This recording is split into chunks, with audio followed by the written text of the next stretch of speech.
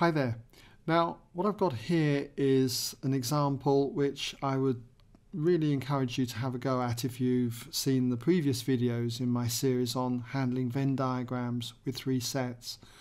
This one's quite tricky. It involves algebra as well.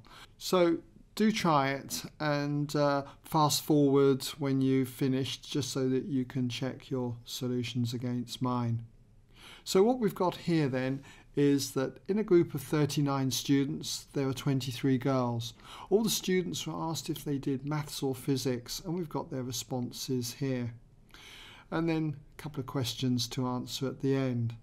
So drawing a Venn diagram would have our universal set here, which is going to contain the 39 students. So just mark in that as being 39 there. I can then see that we've got students doing maths, students doing physics, and we've also got obviously girls and boys. So I need to introduce two sets. I'll have this set M for those doing maths and those for doing physics in this set here P. Now when it comes to our next set, we've got to subdivide the students up into girls and boys. So I'm going to introduce another set which I'm going to call G for girls. And anybody outside the set of girls must be obviously a boy. So we've got, for instance, in this region here, boys that just do physics only. Now you might have labelled this set as being B for boys. At the end of the day, whatever Venn diagram you do, you should end up with the same answers as we get at the end. So working on this assumption that you called this the set G, then we've got 19 do maths. So that's 19 students contained in here. So I'll just put that as 19 up there.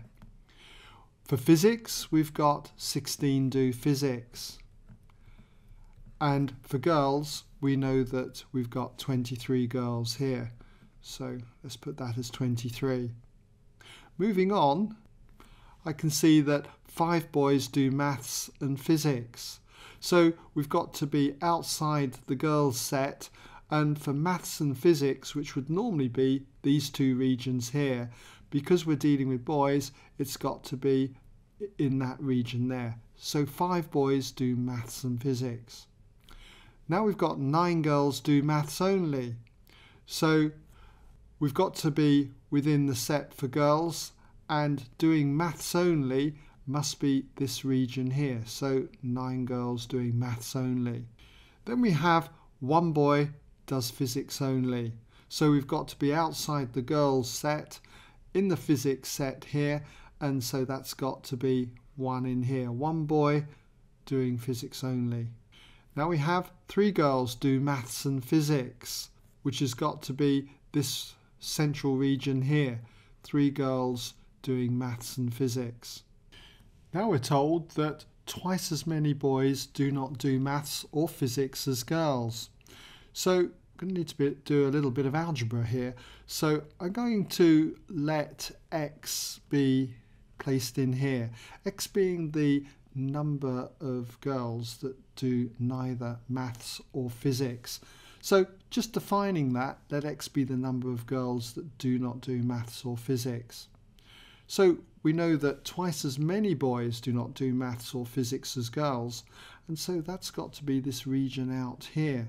So that's going to be 2x there. I also notice now that I can fill in this region here for those boys that do maths only. And so that's going to be 19, take away the total of 9, 3 and 5. 19 then, take away 17, leaving me with 2. And for this region in here, girls that do physics only, it's going to be 16, take away the sum of 5, 3 and 1. 16, take away 9, leaving me with 7. So all I've got to do now is just figure out what X is now that I've filled in all the regions. So I know that the sum of these regions must total 39.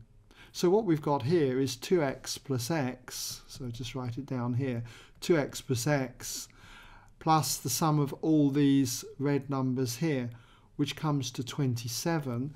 So if I add 27 there, the final total must be the 39 students that we've got.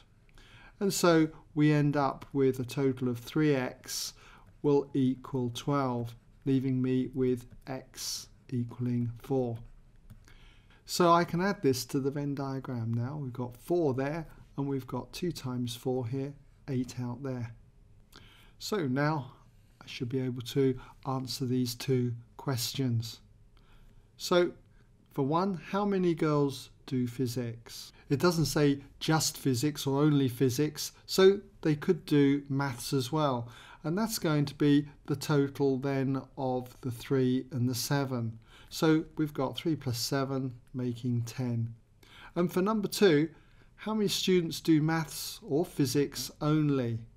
Well, it's going to be the boys that do maths only, that's going to be 2. And we've got to this, the girls that do maths only, so that's 9. And then we've got boys that do physics only, that's 1. And we've got the girls that do physics only, another 7. So that's going to give us a total of 19. So I hope you're able to get that right, and if not, at least you've been able to see where you might have gone wrong. Now in my next video in this series, what I want to introduce you to is set notation. So I hope you'll have a look at that and go on to find that useful too.